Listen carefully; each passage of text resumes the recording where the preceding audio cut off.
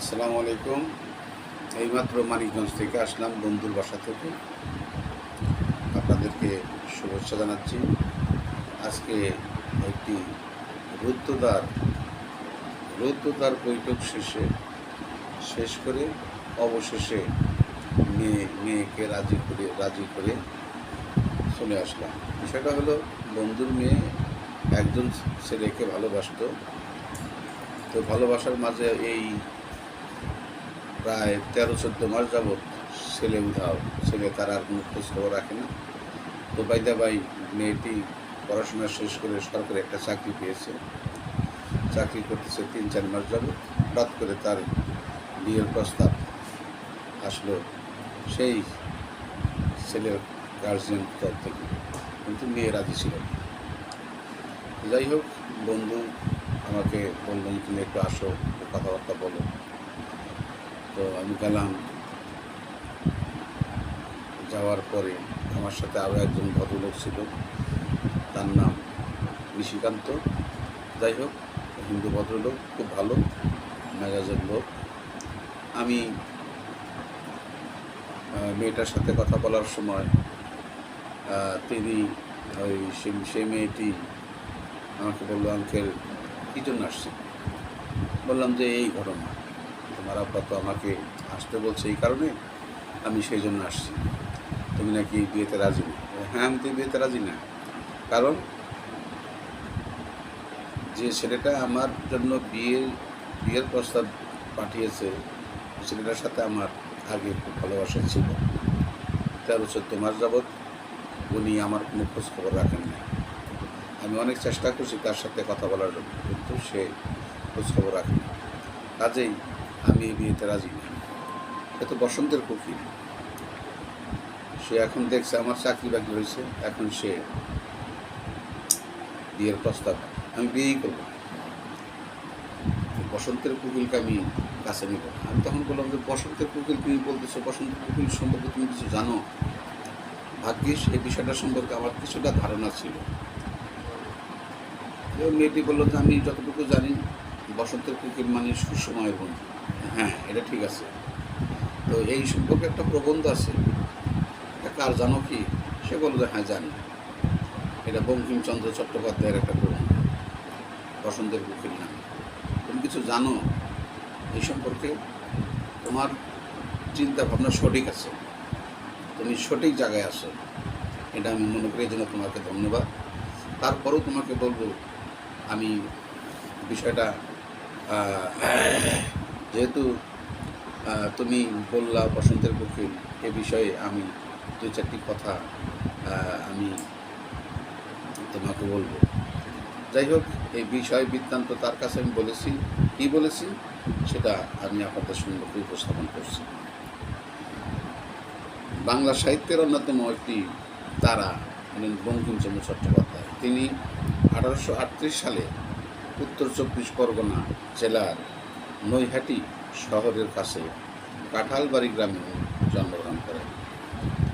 ওনার প্রথম উপন্যাস রচনা করেন দুর্গেশ নন্দিনী, এবং 1894 সালের 4 এপ্রিল তারিখে উনি ইন্তেকাল করেন। ডায়াবেটিস রোগে উনি ইন্তেকাল করেন। যাই হোক, প্রবন্ধে তিনি তার এই বসন্তের কুকিল প্রবন্ধটি বঙ্গদর্শন পত্রিকায় প্রকাশিত হয়। আচ্ছা, এখন বিষয়টা হলো যে সেই বসন্তের কুকিল প্রবন্ধটির সারমর্ম হলো যে নসিবাবু নামে এক জমিদার ছিলেন।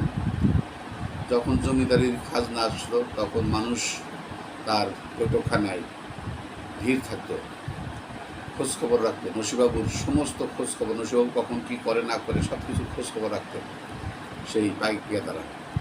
কিন্তু একদিন রাত্রে তার ছেলে অবিশ্রান্ত মারা যায়। তো সেই মারা যাওয়ার সময় তার মুখাগ্নি করার জন্য অনেকেই ডাকেন, কিন্তু কেউই সেই সময় তার কাছে আসেনি। পরে সে নিজেই একাই শ্মশান গাড়িতে যায় তার ছেলেকে দাহ করে আসে। যাই হোক, হলো বসন্তের কুকিল। উনি এইভাবে লিখছেন যে তুমি বসন্তের কোকিল বেশ লোক, যখন গাছে গাছে ফুল ফুটে দক্ষিণা বাতাস বহে তখন তোমার শরীর শোকের স্পর্শে শিহরিয়া ওঠে। তিনি কোকিলের সাথে মানুষের একটা তুলনামূলক আলোচনা করেছেন। কোকিল যেরকম স্বার্থপর, মানুষের সেরকম স্বার্থপর। এই জন্য বলছে তুমি বেশ লোক, যখন গাছে গাছে ফুল ফুটে দক্ষিণে বাতাস বহে তখন তোমার শরীর শোকের স্পর্শে শিহরে ওঠে। আর যখন অবিশ্রান্ত বর্ষণ হয়, কাকশিল ভিজিয়া গুময় হয়, তখন তোমার সোনালি ধানের শরীরখানি কোথায় থাকে বাবু? যখন নসিবাবু তালুকের খাজনা আসে তখন মানুষ কোকিলগুলি তার পিছে পিঁপড়ার ন্যায় সারি দেয়, কেহ গায়, কেহ হাসে, কেহ কাশে, এই ভাব করিয়া নসিবাবুর বৈঠকখানাকে মুখরিত করিয়া তোলে। সেই দিন রাত্রে অবিশ্রান্ত বর্ষণ হইতেছিল। নসিবাবুর একমাত্র পুত্র অবিশ্রান্ত অকাল মৃত্যু হইল। কাহারও কত রাত্রে সুখ নিদ্রা হয় নাই, এজন্য আসিতে পারিলেন না। কাহারও স্ত্রীর সাথে বিবাদ বাঁধিয়াছে, এজন্য আসিতে পারিলেন না। কাহারও প্রতিবেশীর সাথে ঝগড়া বাঁধিয়াছে, এজন্য আসিতে পারিলেন না। মোট কথা, ওই দিন ছিল বর্ষা। বসন্তের কোকিল আসেনি কেন? এই যে কথাটা, যখন মানুষ কুকুরগুলো তার বৈঠকখানায় পিঁপড়ার ন্যায় সারি দিত, হাসত, গাইত, এর বিনিময়ে তারা কিছু পাইত, সেই জন্যে মানুষগুলো তার দরবারে হাজির থাকত। তো নসিবাবুর পুত্রটির যখন মৃত্যু হইল তখন পাইক পেদা দিয়া যারা বিশ্বস্ত লোক, যারা খুব কাছের মানুষ, অন্তরের লোক, তাদের বাড়িতে লোক পাঠালো যে একটু আসার জন্য। কিন্তু কেউই সেদিন, যারা নসিবাবুর সবচেয়ে প্রিয় ভজন লোক, তারা কেউই তার ডাকে সাড়া দেয়নি। অবশেষে এই বৃষ্টি ভেজা রাতেই একমাত্র পাইক পেদা নিয়ে নসিবাবু একাই তার ছেলেকে দাহ করে আসছে। তারপরের বছর যখন খাজনা আসার সময় হয়েছে তখন সেই অন্তরের সেই লোকগুলো তার কাছে আসে এবং তার পাশে বসে। নসিবাবু তাকে কিছুই জিজ্ঞাসা করে না। তো তারাই মানে উপযাচক হিসেবে বলতেছে, আপনি তো সেদিন রাত্রে ডাকছিলেন হুজুর, আমার তো গত রাত্রে আমার মানে খুব খারাপ ছিল, এই জন্য আমি আসতে পারিনি, এই জন্য মনে কিছু নেবেন না। তো আর একজন এসে বলতেছে, হুজুর আমি তো আমার ওই দিন তো আপনার লোক পাঠিয়েছিলেন, তো আমার আসলে ওই দিন আমার স্ত্রীর সাথে সাংঘাতিক ঝগড়া বিবাদ ছিল, যে জন্য আমি আসতে পারিনি।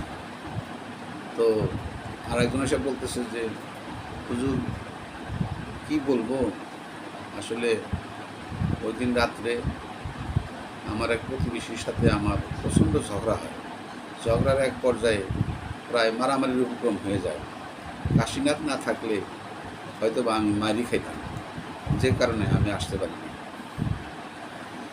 তো আর একজন দূর থেকে বলতেছে, বাবু আমি আসতে পারিনি অন্য কারণে, কারণ আমার ছেলেটার খুব অসুখ ছিল, তার পাশে আমি সারা রাত জেগেছিলাম, যে কারণে আমি আসতে পারিনি। তো নসিবাবু কিছুই বলে না। নসিবাবু চুপচাপ চেয়ারে বসে থেকে সন্ধ্যা এই সমস্ত চামচাদের কথা শুনতেছে এবং শেষে শুধু বলল, না না না, তোমাদের কোনো ভুল নেই। বসন্তকালেই কোকিল ডাকে, যখন গাছে গাছে ফুল ফুটে দক্ষিণা বাতাস বয় তখনই কোকিলটা কুকুর সুরে মধুর সুরে গান গায়। আর বর্ষণমুখর দিনে, সেদিন ছিল বর্ষা। বসন্তের কোকিল তো বর্ষার সময় আসে না, এটা নিয়মও নাই। কাজেই তোমরা তোমাদের মতো যার মতো তোমরা কাজে মনোযোগ দাও।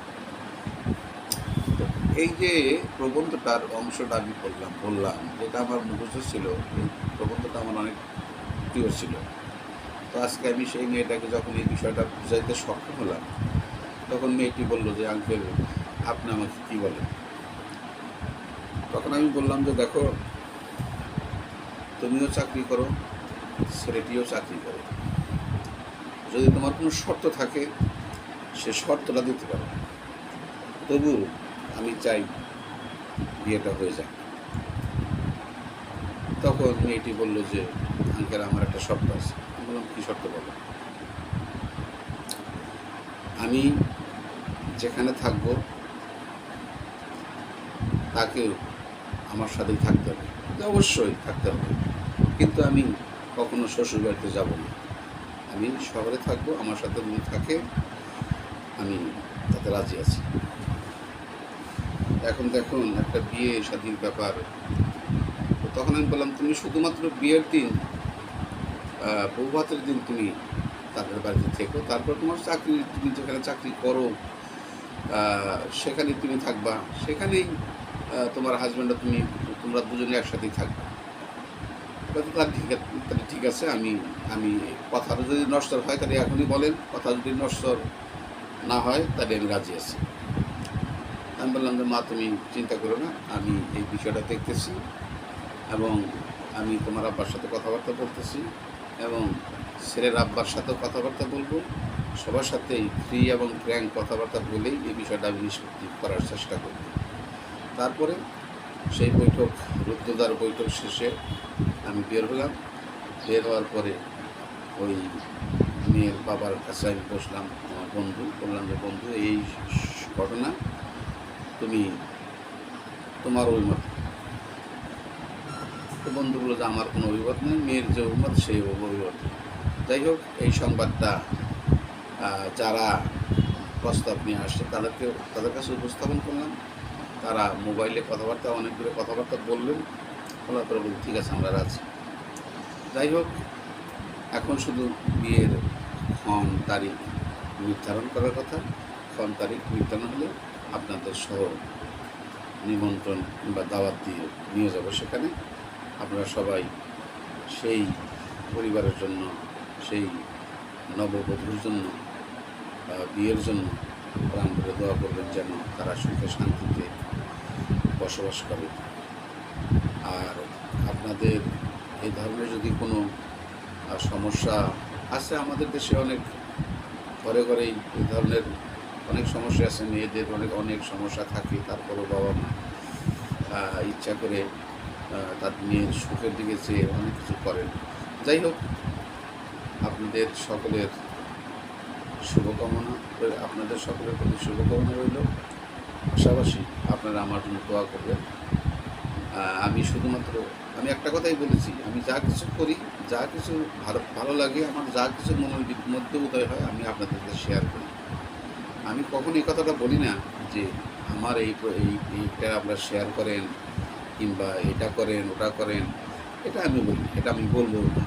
এটা আপনাদের ব্যাপার, এটা আপনারা যা এখান থেকে আমার কোনো চাওয়া পাওয়া নেই। শুধুমাত্র আপনারা আমাকে ভালোবাসেন, আমি বুঝতে পারি, সেই জন্য আমি সব কিছুই আপনাদের সাথে শেয়ার করি। কোনো কিছু না বলতে পারলে আমার আবার ভালো লাগে না। যাই হোক, আপনাদের সবাইকে ধন্যবাদ জানিয়ে আজকের লাইভ এখানে শেষ করছি। আসসালামু আলাইকুম ওয়া রাহমাতুল্লাহি ওয়া বারাকাতুহু।